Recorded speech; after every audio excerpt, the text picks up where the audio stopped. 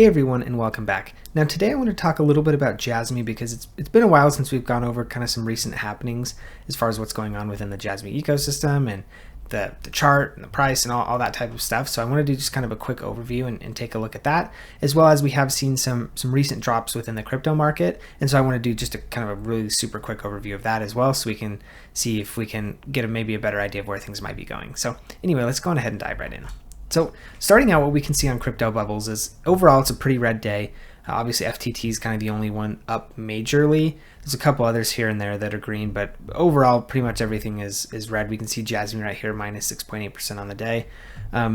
Not great obviously, but overall, JASMY's gone up a pretty decent chunk over the past little bit. And so being down, 6.8%, not the end of the world overall. We'll look at kind of some of the recent price performance on JASMY and kind of what it could mean. We've seen a pretty massive pullback coming in over the past couple of days. There's some geopolitical tensions kind of ongoing, particularly between Iran and Israel. And so that's kind of the major reason why I think we're starting to see a little bit of fear here. Also looking at the Bitcoin chart, we can see we did kind of reach the top of this channel. And so, we did get rejected. And so we are starting to see a pullback. I did mention this was kind of one of the possibilities that we could have seen. Now, whether we see this continue to, basically how far we see it go back, I am not certain. I have mentioned before that, I do think kind of a movement down to this liquidity zone is possible. However, one thing I did want to note, we can see, we do have a higher high here. So we've kind of technically broken the downtrend structure that we've seen as far as forming lower highs. So if we were to keep this uptrend structure, what we would need to see is likely something, price needing to kind of settle out before we hit kind of the like high 53 range, as this is kind of what the most recent low was. Seeing something kind of, between maybe 55 and like 58 maybe, that would potentially be a spot where we could come back to, maybe we even just settle out right here, because we are kind of sitting on a line of support, at least recently at this run up that we saw a couple weeks ago is looking like. So that's another option as well. If we do look at the JASMY chart, we can see that JASMY has pulled back a pretty significant amount, which obviously isn't great, but still long term things are looking decent. We are kind of starting to settle back onto this point of support, which, as we mentioned, the first option was to kind of settle on this level of support and hopefully put in some volume here, which we of course were not able to do. We kind of broke through it and then immediately came back down. I think the next option now is going to hopefully be sitting on this level of support, putting in some volume here, and then we can continue to move back up. If that doesn't happen, then it's probably looking at like we're going to probably be seeing the point, I guess 1.8 cent range, kind of in this area. We do have a decent chunk of support in this range. We have a little bit of support, I guess, here as well, kind of the 2 cent range.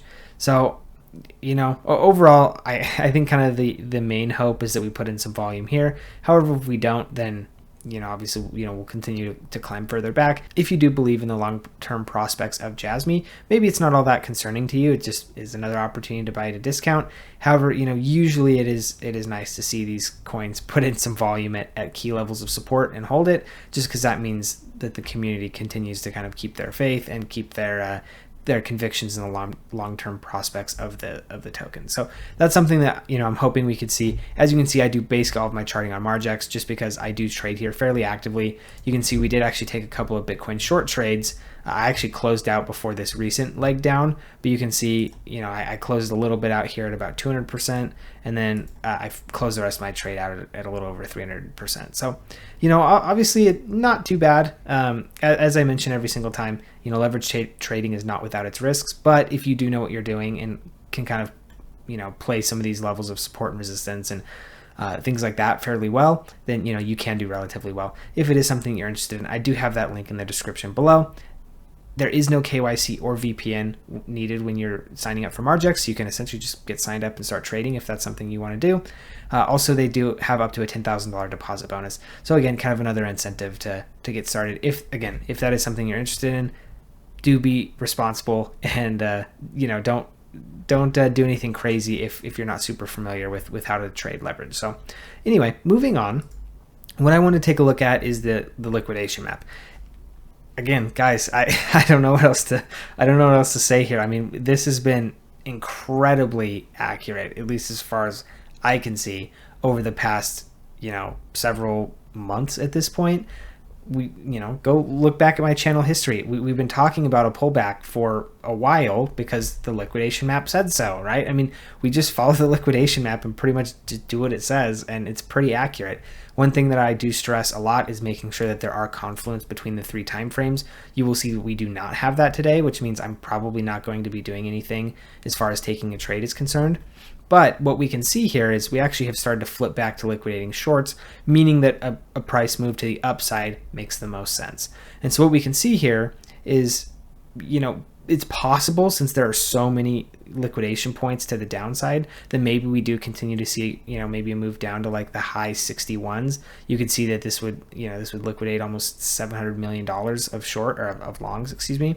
And then, potentially, obviously, the shorts would continue to pile up as we moved all the way down. And so then, potentially we could see a move back to the upside. If we look at the 7-day, we can see same type of thing. It's definitely favored liquidating shorts. But again, if we're looking at like a move, what small move could liquidate the most, it would still be a kind of a move to the downside. Again, kind of like the high 61 range is kind of the main point at where most of this would get liquidated.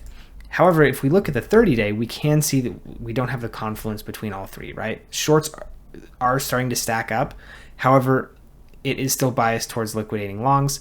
Again, a lot of volume of liquidations is sitting really, really close to what the price is currently. And so this is something where, I could expect we see, a further move down. Again, this is actually looking closer to like the low 61 range might make the most sense. And then potentially we start to see a move back up. So again, as I've said though, if any of you are trading, I usually don't make any sort of trade unless there's confluence between all 3 of them. So right now, I'm probably, since I did close that trade out, it seems like maybe a little bit prematurely, but you're not going to win them all. Ultimately, you need to find a strategy that works for you and is consistent. So, that's kind of ultimately what I've been doing there. But since I closed it, a little bit early and we don't have confluence between the liquidation maps, I'm probably just going to be sitting on my hands for a couple days until we can kind of see how things unfold. Like I said, there's a lot of things going on within the market. Obviously, JASMY, there hasn't been a ton of news recently coming out, which is not necessarily a bad thing, right? A lot of times these teams are just trying to deliver on the vision that they've already set out, and there's no need to keep like reiterating the vision or re-explaining. If you want to know what it is, it's already there for you to go and find, right? And so not too concerning, from kind of the JASMY team overall, particularly since they are Japanese. Communicating most of their stuff in English does take, extra effort and work and things like that. And so, I think where the JASMY team is at so far, I'm not super concerned. Like I said, with price action, as we could see in the chart, we are kind of starting to settle down on that line of support.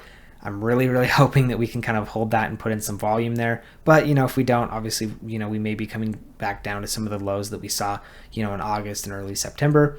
If that does happen, not the end of the world. Like I said, or like I've talked about, I guess, like before on the channel, we're still not back in alt season yet, right? And usually when projects like JASMY, and things similar to that, when they really start to take off, is when there's a lot of hype, when there's a lot of really positive and bullish sentiment, when there's a lot of retail who are looking to kind of find some of these innovative projects. That's when these types of projects do particularly well. And so the fact that we haven't seen much of that so far isn't all that concerning to me. It's just something that, we need to keep an eye on overall. Anyway, hopefully you found the information in this video useful. I do like covering kind of recent updates on JASMY and going over the news and things like that, just to make sure that we're all kind of up to date with what's going on and we're staying aware of kind of the overall developments in the market. So if you did, please do give me a like and subscribe. It really does help me out a lot. If you do have any questions, comments, concerns, whatever, things that you want to mention to me or think I should know, that would also be really useful as well. The best way to do that is just dropping a comment in the comment section. All of these things do help me get pushed out to the wider YouTube algorithm and have more people find my channel. So if you would be willing to do that, that would really, really help me out. Thank you for tuning in, and we'll see you in the next video.